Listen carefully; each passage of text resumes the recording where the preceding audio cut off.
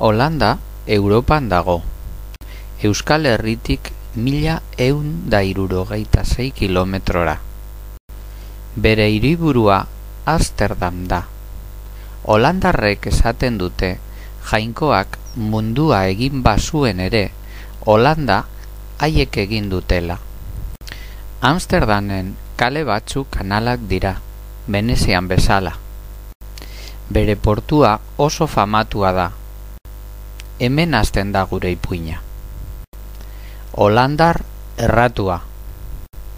Bazen behin Holandako kapitain bat munduko itsaso guztiak zeharkatzen zuena. Behin Amsterdamgo portutik abiatu zen, Hego Afrikako muturra pasatuz Asiara joateko asmoz. Itsasontzian 200 bidaiari eta 25 marinel zihoazen. Hego Afrikako Buena Esperanza lur muturrera hurbiltzen ari zirela, hara non izugarrizko ekaitzak harrapatu zituen. Bidaiariak izuturik zeuden, orduan hondartzara eramateko esan zioten edo portu batera bizia salbatu nahi zuten eta. Baina Van der Decken kapitaina, holan zuen izena, erotuta zirudien eta lema hartuta aurrera eta aurrera egiten zuen.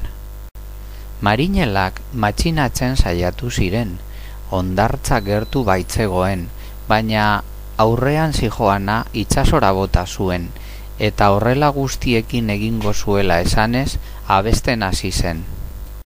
Bapatean, hodeiak apurtxo bat zabaldu ziren eta jainkoaren abotza entzun zen.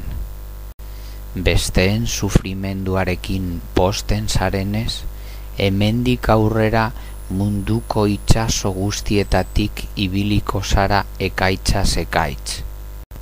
Eta hau esan da, bere marinelak eta bidaiari guztiak desagertu ziren eta munstruo bat bakarri geratu zen berarekin. Beraz, inoiz baldin bazoazte itsasontzi batean kontuzik ekaitzekin, Van der Decken kapitainarekin topo egin dezakezu eta